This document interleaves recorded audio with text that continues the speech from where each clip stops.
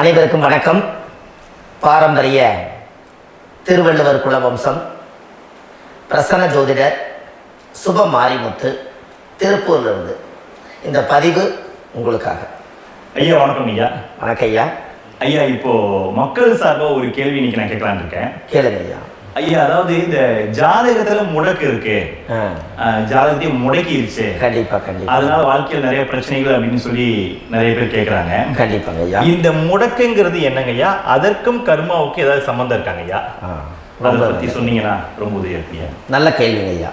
இந்த கர்மாவே முதல் எங்கிருந்து வருது அப்படிங்கிறது தான் இப்போ நம்ம சொல்ல போகிறோம்.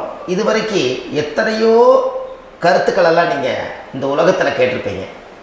ஆனால் இந்த பதிவில் நீங்கள் பொறுமையோடு இந்த கருத்தை ஒரு இனிமையோடு நிதானமாக கேட்டிங்கன்னா உங்களுடைய ஊழ்வினை கர்மா எங்கிருந்து உருவாச்சு, இதனுடைய இந்த கர்மானால் நாம் என்ன கஷ்டப்படுறோம், நாம் இந்த பூமியில் பிறக்கிறதுக்கு என்ன வரம் வாங்கி வந்தோம், நம்ம பாவ புண்ணியம் எல்லாம் ஜாதக கட்டத்தில் போய் எப்படி எடுக்கிறது, நம்மளுடைய தோஷம்னு சொல்கிறோமே அந்த தோஷம் எப்படி கிரியேட் ஆகுது, நம்ம இந்த பூமியில் பிறக்கும் போது கொண்டு வந்த கர்மாவா, இல்லை கடவுளே நம்மளுக்கு ஒரு தண்டனையாக கொடுத்த கர்மாவா, இல்லை நம்ம இந்த பூமிக்கு வந்ததுக்கு அப்புறம் செய்த கர்மாவா, இது எல்லாத்தையுமே நம்ம பொறுமையாக கேட்கணும்னா கண்டிப்பாக இந்த பதிவை நீங்கள் பொறுமையோடு கேளுங்க. உங்களுக்கு இதில் ஒரு பெரிய ஒரு ரகசியம் ஒன்று அடங்கியிருக்குது. அந்த ரகசியத்தை தான் இன்னைக்கு இந்த உலகத்துக்கு அரங்கேற்றம் பண்ணுறேன். இந்த முடக்கு நம்ம ஐயா கேட்டதில் ஒரு அற்புதமான ஒரு விஷயம் என்ன அப்படின்னு கேட்டிங்கன்னா, முடக்குங்கிறது அந்த காலத்தில் பெரிய திறமையை கட்டி போட்டு வச்சுட்டா நம்மளால் அது இயங்க முடியுமா? முடியாது இல்லைங்களா ஐயா? முடியாது. அப்போது அதே மாதிரி ஜாதக கட்டத்தில் நமக்கு வேண்டிய யோகத்தை கடவுளே நம்மளுக்கு நாம் செய்த பாவத்தினால அது முடக்கி வச்சிருச்சுன்னா அந்த பாவகத்தை அந்த ஜாதகர் அனுபவிக்க முடியுமா?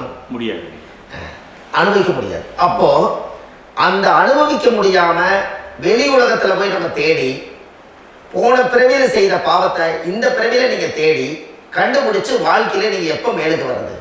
அப்போ அந்த கர்மா 12 ராசி கட்டத்துக்குள்ள 27 நட்சத்திரத்துல 9 கிரகங்களுக்குள்ள ஒரு பெரிய ஒரு ஆத்துமாத்துமான கர்மா, உங்க பூர்வ ஜென்ம கர்மா இதுக்குள்ள எங்கேயோ ஒரு இடத்துல முடங்கி இருக்குது. இந்த முடக்க மட்டும் உங்க ஜாதகத்துல நீங்க கண்டுபிடிச்சிட்டீங்கன்னா ஹைலைட்டா வாழ்றதுக்கு, இந்த உலகத்துல சுதந்திரமான வாழ்க்கை வாழ்றதுக்கு ஒரு மிகப்பெரிய பொக்கிஷம் உங்க ஜாதகத்துக்குள்ளேயே இருக்கு. அப்போ அந்த ஜாதகத்துக்குள்ள நாம போன பிறவியில நம்ம கர்மா நாம் என்ன செய்திருக்கோம் உங்களுக்குள்ள பெரிய குழப்பம் இருக்கும். என்னங்கய்யா, நீங்க என்ன கர்மா பண்ணிட்டு வந்தீங்க, நாம போன பிறவில நம்ம யாரை ஒரு வதச்சோம், யாரை நம்ம மனசை புண்படுத்தணும், நம்ம தாத்தாவுக்கு சோறு போட்டோமா, நம்ம பாட்டனுக்கு சோறு போட்டோமா, நம்ம முப்பாட்டனுக்கு சோறு போட்டோமா, நம்ம கொள்ளு பாட்டனுக்கு சோறு போட்டோமா, அப்ப நம்ம அப்பாவுக்கு நம்ம பெற்றவருக்கு நம்ம சாப்பாடு கொடுத்தோமா, இவங்களுக்கெல்லாம் நம்ம சேவை பணிவடைகள் செஞ்சோமா, நம்மளுடைய உறவுகளுக்கெல்லாம் அரவணைச்சு போனோமா, நம்மளுடைய இந்த மாதிரி நாம் ரத்த சம்பந்த உறவுகளை இருந்துதான் இந்த உலகத்துக்கு நம்ம வெளியில வந்திருப்போம்.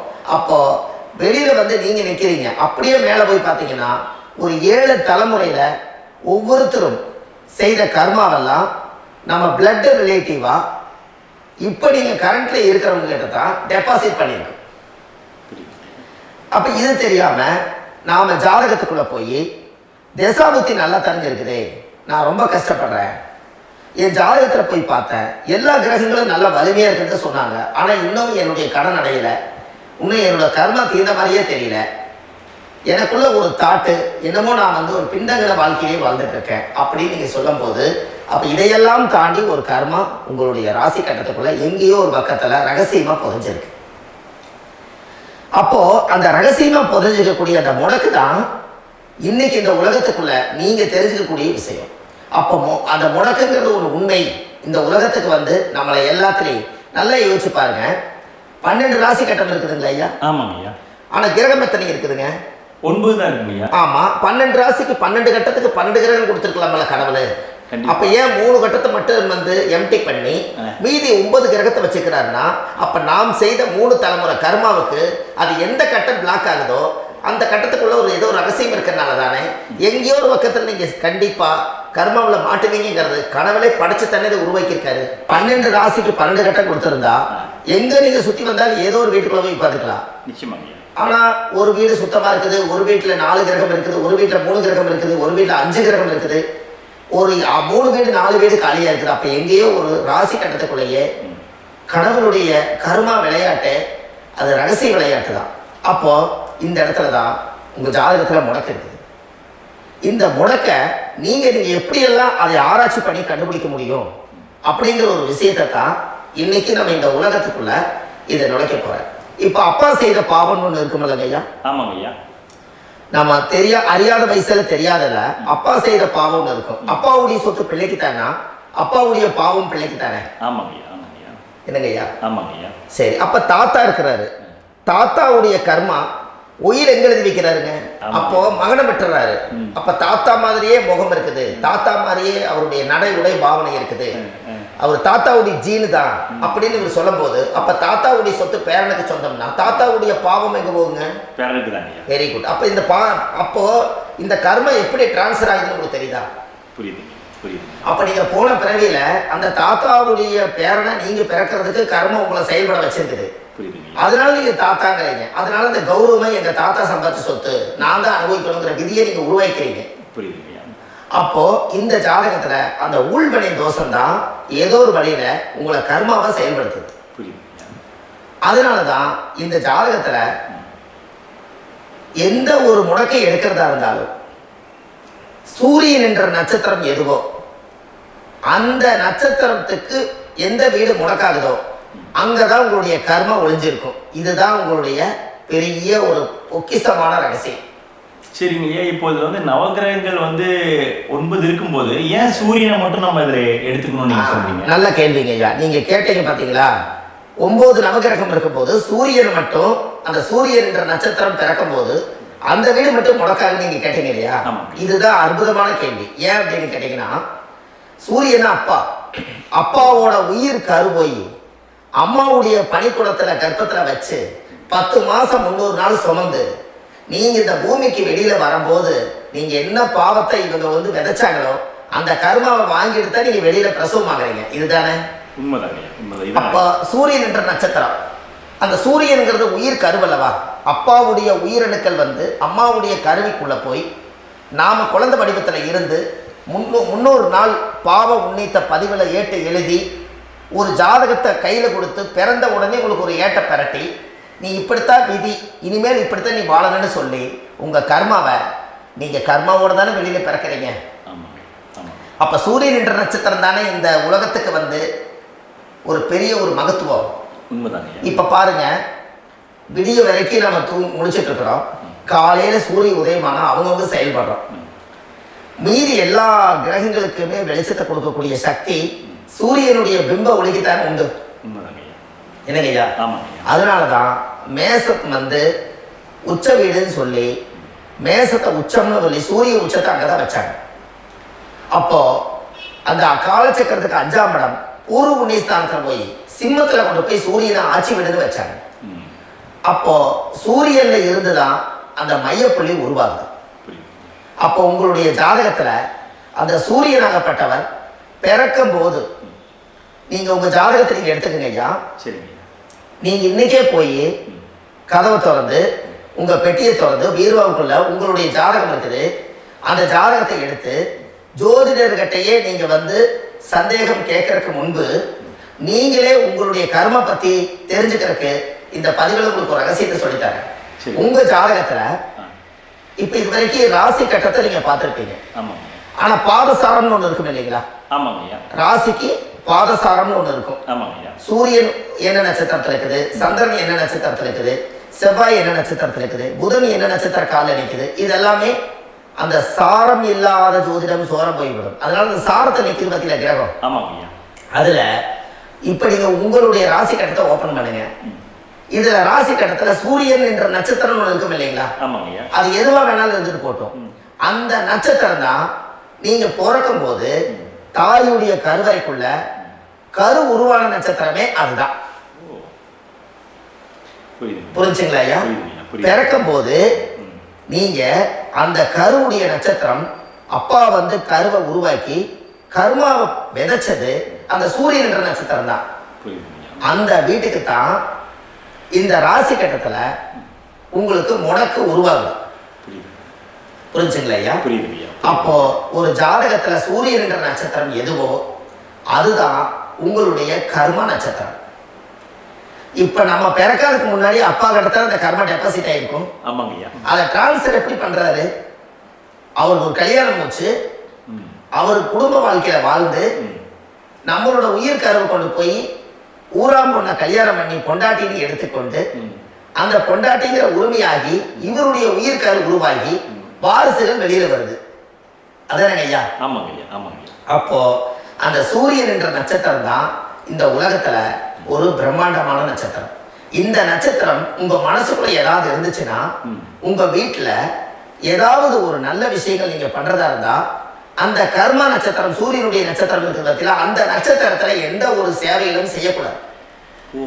அதுதான் கர்மா. அதை போய் நீங்க ஆக்டிவேட் பண்ணி விட்டீங்கன்னா அது முன்னோர்களை வந்து நீங்க வந்து தொந்தரவு பண்ண மாதிரி. அந்த கர்ம நட்சத்திரம் தான் உங்க வாழ்க்கையில அது புதஞ்சிருக்கிறதா. இப்போ குழந்தை பிறந்தாலோ சீர் சீமந்தங்கள் நீங்க செய்யறதாலோ கல்யாணம் முக்கிறதுனாலோ உங்க ஜென்ம நட்சத்திரத்தன்னைக்கு கல்யாணம் பண்ண வேணும்னு சொல்லிக்கிறாங்க இல்லைங்க? உங்களுக்கு ஜென்ம நட்சத்திரத்துக்கு முன்னாடி உங்களை உருவாக்குன நட்சத்திரம் தான் ஜென்ம நட்சத்திரம். அப்ப சூரியன் என்ற நட்சத்திரம் அப்பாவுடைய ஜென்ம நட்சத்திரமா அந்த ஊழ்வினை கர்ம செயல்படுது.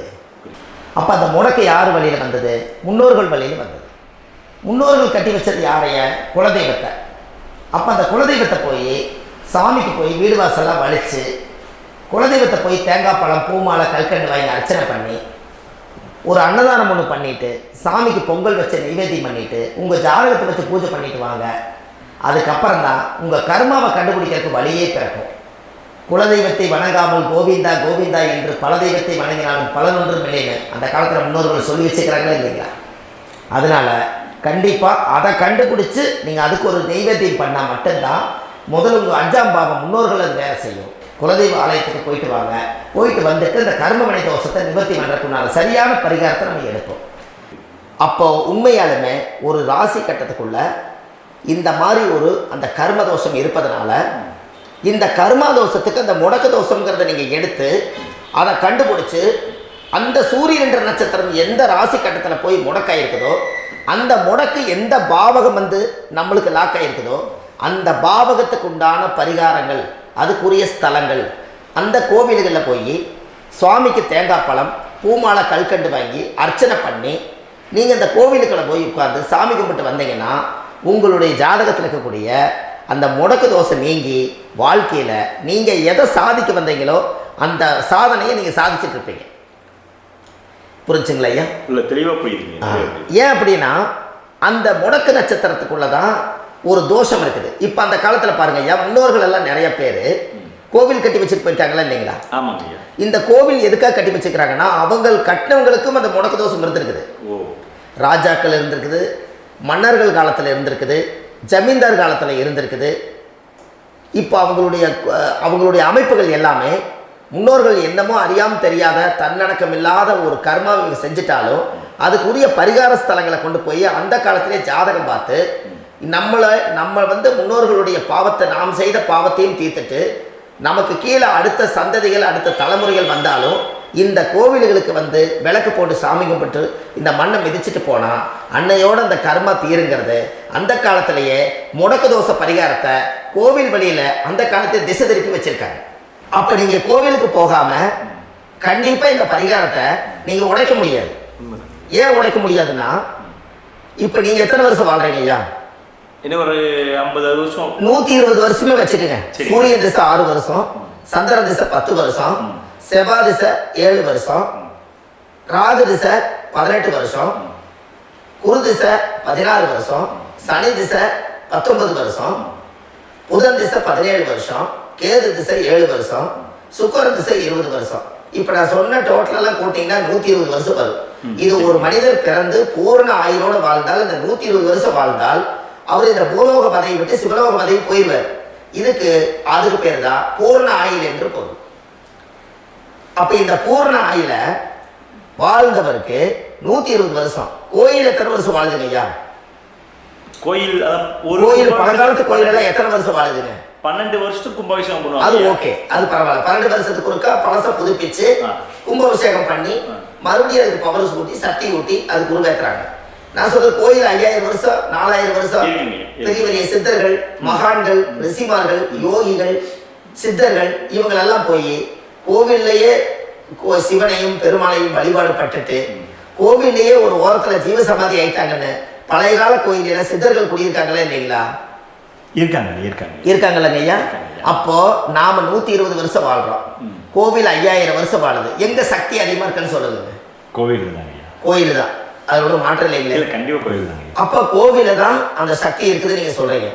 அப்போ உங்களுடைய கர்மாவை உடைக்கிறதுக்கு 120 வருஷம் பெருசா 5000 வருஷம் பெருசான்னு சொல்லுங்க? 5000 தான். அப்ப 5000 வருஷம் உள்ள அலைகள் வந்து எத்தனை அந்த சிவனுக்கு ஒரு சிவன் கோயிலே உங்களுக்கு முடக்கு தோஷத்துக்கு ஒரு கோயில் வருதுன்னு வச்சுக்கோங்க. அந்த கோவில்ல எத்தனை முடக்குகளுக்கு உண்டான கோவில்கள், எத்தனை பழங்களை ஊற்றி சாமிக்கு அபிஷேகம் பண்ணியிருப்பாங்க, எத்தனை பால் கூட ஊற்றிருப்பாங்க, பன்னீர், தேன், இளநீ, மஞ்சள் நீர், திருமஞ்சனம், அபிஷேகம், பொங்கல், நைவேத்தியம் இத்தனையும் செஞ்சு அந்த சிவனை வந்து சிவனாக பார்த்து அந்த கருவறைக்குள்ள ஒரு கிராணங்கள் வரும்போதும் கூட பாதுகாப்பு பண்ணி வச்சு நல்ல சக்தியோட அந்த கருவறையை புத்தியோட அவங்க வேலை செஞ்சு அந்த காலத்தில் வச்சிருக்காங்களா இல்லைங்களா? வச்சிருக்காங்க. அப்போ நம்ம வீட்டை அவ்வளோ சுத்தமாக வச்சிருக்க முடியுமா? என்னதான் வாஸ்து இருந்தாலும் முடியாது இல்லைங்களா? அப்போ அவ்வளவு ஒரு பவர்ஃபுல்லான கோவில் அந்த முடக்க தோஷத்துக்குள்ள ரகசியமா அந்த கோயில் அடங்கி இருக்குது. உங்க ஜாதகத்துக்குள்ள உண்மையாலுமே ஊழ்வினை கோயில், கர்மவினை கோயில் அதுக்குள்ள இருக்குது. அந்த ஜாதகத்தை கணிச்சு பார்த்தா கரெக்டா உங்களுடைய ஜாதகத்துல அப்பாவுடைய கருவறையிலிருந்து உயிர் உருவாகிற நேரத்துல இருந்து இப்ப வரைக்கும் நீங்க கரண்ட்ல வாழ வரைக்கும் அந்த கர்ம கூட வர்றத ஒரே ஒரு இடத்துல போனா மட்டும்தான் விட்டுட்டு வர முடியும். அது எந்த வீடு அப்படின்னு கேட்டா உங்களுக்கு வந்து அப்பாவுடைய கர்மாவளியில போய் அந்த கோவில் பழையகால கோயில், பழையகால தெய்வங்கள், அந்த கோவில் தான் உங்க ஜாதகத்துக்குள்ள ரகசியமா இருக்கும். அது ஏன் இந்த பதிவுல உங்களால சொல்ல முடியாது அப்படின்னா, இந்த பதிவுல ஏன் சொல்ல முடியாதுன்னா உங்க ஜாதகம் தெரியாம என்ன கோயிலை நீங்க சொல்லுவீங்க? புரியுதுங்கய்யா. இப்ப பொதுவா ஒரு நட்சத்திரத்துக்கு ஏதோ ஒரு கோவில அவங்க சொல்லி நீங்க போயிட்டு வரீங்கன்னு வச்சுக்கோங்க. ஆனால் அது வேலை செய்யலைன்னா நம்மளுக்கு என்னங்க இவ்வளவு கஷ்டப்பட்டு போய் அந்த பலனடையிலேயே கேள்வி கேட்டக்கூடாது. உங்க ஜாதகத்தை நீங்க கொண்டாங்க, உங்க டேட் ஆஃப் பர்த் டயத்தை போட்டு ஜாதகத்தை கணிச்சு நீங்க சூரியன் என்ற நட்சத்திரத்துக்கு உங்களுடைய கர்மவினை கோவில் யாரு, உங்களுடைய முடக்கு யாரு, ஊழ்வினை தோஷத்துக்கு உண்டானவர் யாரு, தாய் வழி கர்மா யாரு, தந்தை வழி கர்மா எது, நீங்க பிறக்கும் போது வந்த கர்மா என்ன, இது எல்லாம் கணிக்காம பொதுவா ஒரு கோயில்ல போய் நீங்க பாட்டுக்கு சாமி கும்பிட்டு வந்தால் பலன் எப்படி கிடைக்கும்? கண்டிப்பா கிடைக்கும் ஐயா. என்னங்க ஐயா, அது தெரிஞ்சு பண்ணாதான் சரியா? ஒரு டாக்டர் கிட்ட போறீங்க, எனக்கு என்னை அப்படியே ஸ்கேன் பண்ணி ஒரே ஒரு மாத்திரை கொடுங்கன்னு கேட்டா டாக்டர் கொடுப்பாருங்களா? இல்லைங்க ஐயா.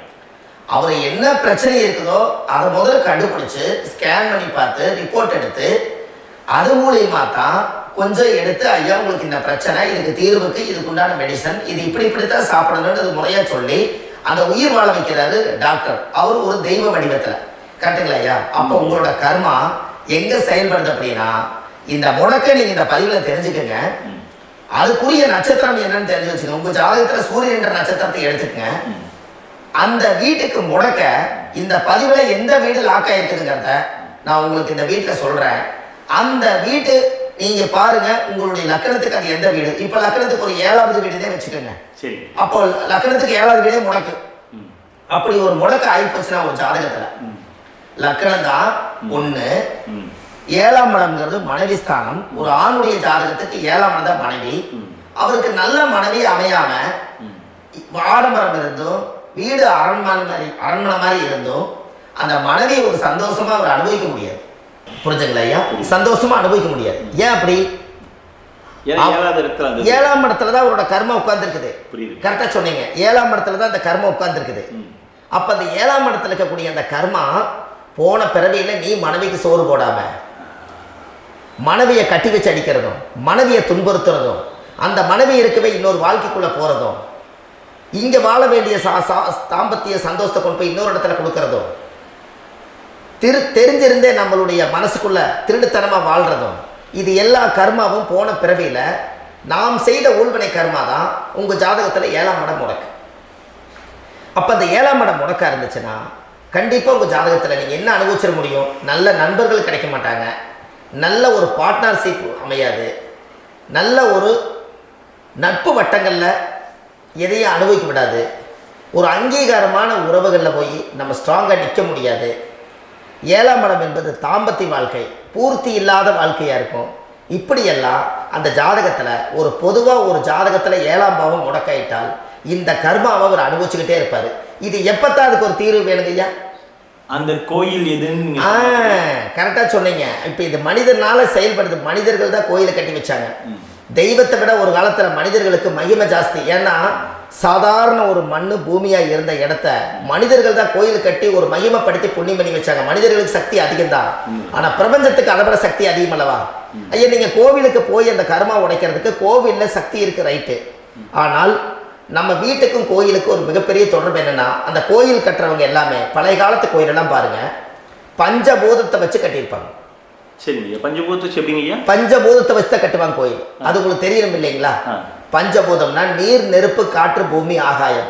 இந்த பஞ்சபூதத்தினுடைய சக்திகள் எல்லாம் ஒரே நேர்கோட்டுக்கு என்னைக்கு வருதோ அன்னைக்கு தான் அந்த கோவிலுடைய பாலக்கால் போட்டு 1000-2000 வருஷம் நிலச்சி நிற்கிறது. காரணம், இந்த பிரபஞ்சத்தில் பஞ்சபூதம் எப்படி நிலச்சி நிற்குதோ அதுபோல் 5000 வருஷம் நிற்கிறதுக்கு அந்த பஞ்சபூத சக்தி வச்சு தான் சாமி சிலையை பிரதிஷ்டை பண்ணி வச்சுருப்பாங்க. அதனால தான் இந்த கோயில்கள் எல்லாம் 5000 வருஷமாயும் எத்தனையோ கிராணங்களை எல்லாம் தப்பிச்சிருக்கிறதுக்கு காரணம்.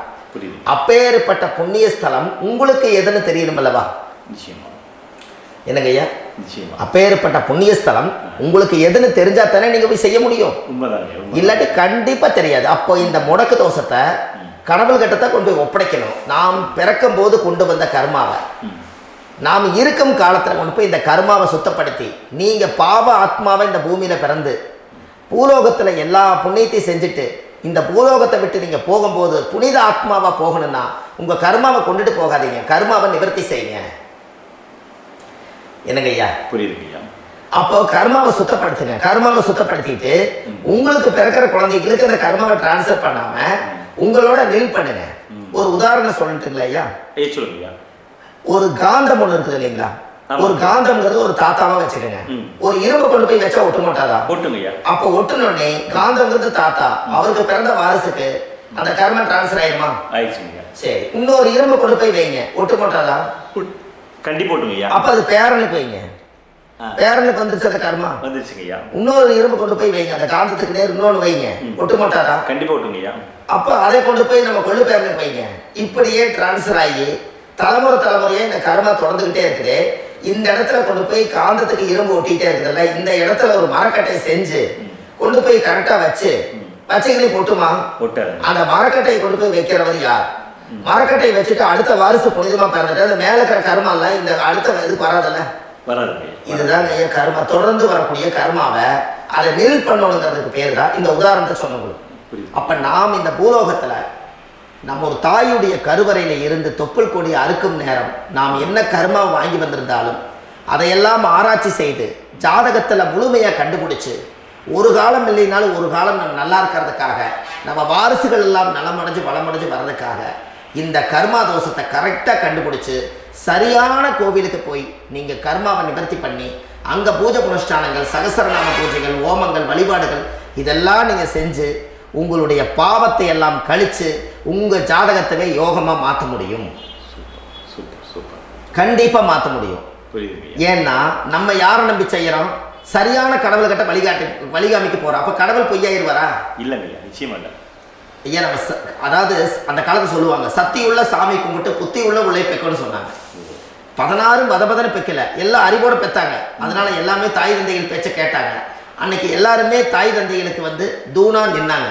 அப்போ அந்த காலத்தில் சக்தியுள்ள சாமி கும்பிட்டு புத்தியுள்ள உள்ளே பெக்கோன்னு சொல்லி அன்னைக்கு அறிவோட பெற்று இந்த கர்மாவை ஆளுக்கு ஒரு கர்மாவை டிரான்ஸ்ஃபரை பிரித்து எல்லாரும் சுத்தப்படுத்தினாங்க.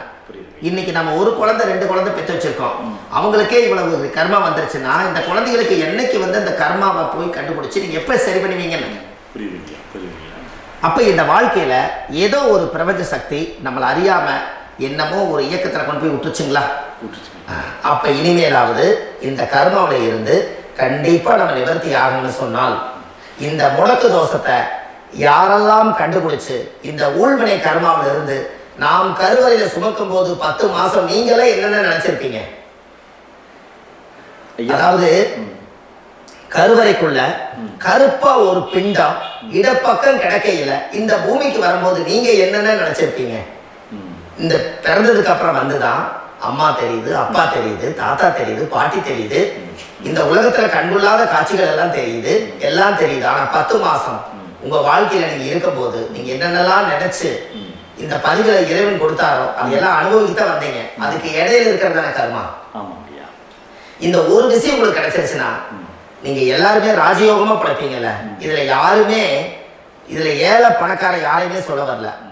அவங்க பிறக்கும் போது புண்ணியத்தை பொறுத்து தான் போன ஜென்மத்துல நம்ம என்ன புண்ணியங்கள் பண்ணி வச்சோமோ அந்த புண்ணியத்துல இன்னைக்கு நல்லா வாழ்றாங்க. ஒருத்தர் கேட்டாரு, என் ஜாதகத்துலங்க எங்கூட படிச்சவரு இடம் வாங்கிட்டாரு, வீடு வாசல் கட்டிட்டாரு, தொழில் பண்ணிட்டாரு, நல்லா இருக்காரு, ஆனா நான் இன்னும் அப்படியே தான் இருக்காங்கன்னு ஒருத்தர் கேட்டாரு.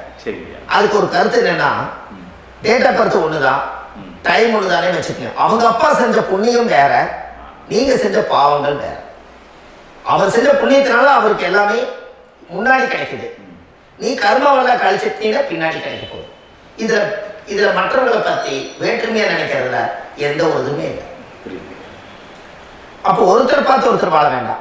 உங்களுடைய சுய அறிவை வச்சு இந்த பூலோகத்துல இந்த பூமியில நீங்க 4 தெரிஞ்சு நல்ல விதமா கத்துக்கிட்டு இந்த உலகத்துல சிறப்பா வாழ கத்துக்குங்க. அதுக்கு அந்த ஊழ்வினை தோஷத்தை கண்டுபிடிங்க. உங்களுக்குன்னு ஒரு முடக்கு இருக்குதுங்கிறத இன்னைக்கு நீங்க எழுதி வைங்க. அதை எப்படியாவது கண்டுபிடிங்க, அதை தேடுங்க. ஒரு முறை நீங்க ஜாதகத்தை கொண்டு வாங்க. அந்த ஜாதகத்தை கொண்டு வந்து உங்க பாவகத்துல எத்தனாம் பாவம் முடக்காயிருக்குன்னு பாருங்க. அந்த பாவகம் முடக்காயிடுச்சுன்னா உங்க வாழ்க்கையில அதுல இருந்து உங்களால வெளியில வரவே முடியாது. கண்டிப்பா வர முடியாது. அதை நீங்க கண்டுபிடிச்சா மட்டும்தான் நீங்க மேல வர முடியும். ஏன்னா நிறைய பரிகாரங்கள், பூஜைகள், யாகங்கள், ஹோமங்கள் எல்லாம் செய்து வச்சும் கூட அந்த கருவணைக்கு உண்டான கோவிலுக்கு போய் அந்த 5000 வருஷம் பழமை வாய்ந்த தெய்வத்துக்கிட்ட போய் நீங்க முறையிட்டு விளக்கு போட்டு உங்க கர்மத்தை எல்லாம் நான் நீதான் தீர்த்து கொடுக்கணும்னு சொல்லி நம்பிக்கையோட போய் நீங்க போய் அந்த சரணாகதி அடையிறீங்க பாருங்க, அங்கதான் உங்க கர்மாவை எடுத்து விடுறாரு. அப்ப இந்த ரகசியம் உங்களுக்கு வேணும் அல்லவா?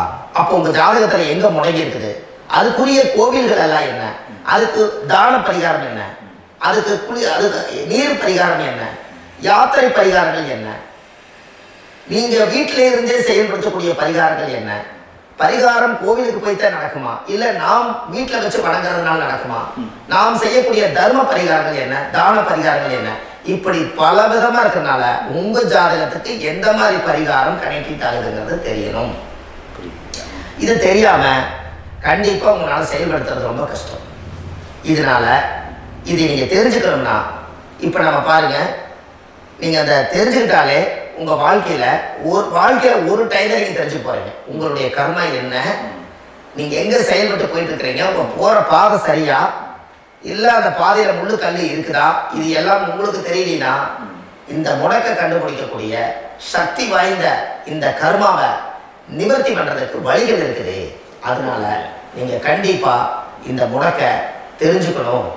இந்த முடக்க ராசினா என்ன உண்மையாலுமே உங்க வாழ்க்கையில நீங்க தெரிஞ்சு இனிமேல் உங்க வாழ்க்கையில இதுவரையிலும் கர்மாவுக்குள்ளேயே கஷ்டப்பட்டீங்க, வழி தெரியாம கண்ணை கட்டி காட்டுல விட்ட மாதிரி இருந்தீங்க, இனி அப்படி இருக்க வேண்டாம்.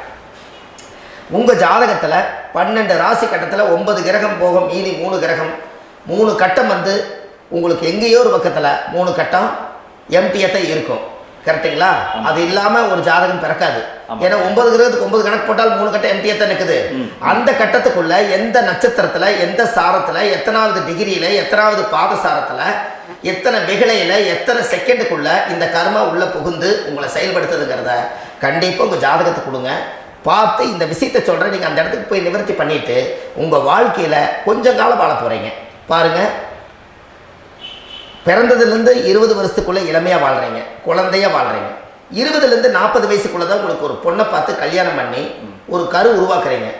அதுக்கப்புறம் 40லேருந்து 60க்குள்ள குழந்தை பெற்று கடமை முடிச்சிடுறீங்க. 60 வயசுக்கு மேல ரிட்டையர்ட் ஆயிடுறீங்க. இந்த 20க்கும் 60க்கும் இல்லாத 20லேருந்து இந்த 40 வயசுக்குள்ள உங்களோட தேடல் என்னவோ அது வாழ வேண்டிய சுகபோகமான வாழ்க்கை எல்லாமே அந்த 40க்குள்ளதான் இருக்கு. இந்த 40க்குள்ள இருக்கக்கூடிய வாழ்க்கைய இந்த கர்மா தெரியாம காலத்தை வீணாக்க வேண்டாம்.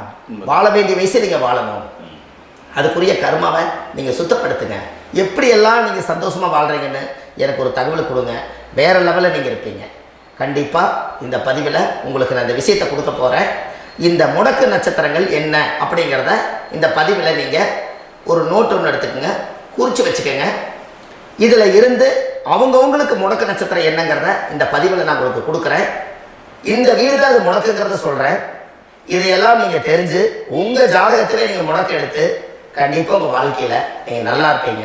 அதுக்கு ஒரு நோட் எடுத்து வச்சுக்கோங்க. இது வரைக்கும் கர்மாவை பற்றி நம்ம பேசணும். உங்கள் ஜாதகத்தில் சூரியன் என்ற நட்சத்திரத்துக்கு தான் முடக்குன்னு சொன்னீங்களே, எந்த வீடுங்கிற ரகசியத்தை இன்னைக்கு நம்ம எல்லாரும் தெரிஞ்சுக்கலாமா? இத்தனை காலமாக நீங்கள் தெரிஞ்சுக்காத ஒரு ரகசியத்தை இன்னைக்கு உங்கள் ஜாதக கட்டத்தில் நீங்களே முடக்க கண்டுபிடிச்சி அதுக்கு உண்டான பலனை தேட போகிறீங்க. அந்த தேடல் தான் உங்களை கொண்டு போய் உட்கார வைக்க போகுது. ஒரு உதாரணம், உங்கள் ஜாதகத்தில் பாதசாரம் இருக்குது அல்லவா? அந்த பாதசாரத்தில்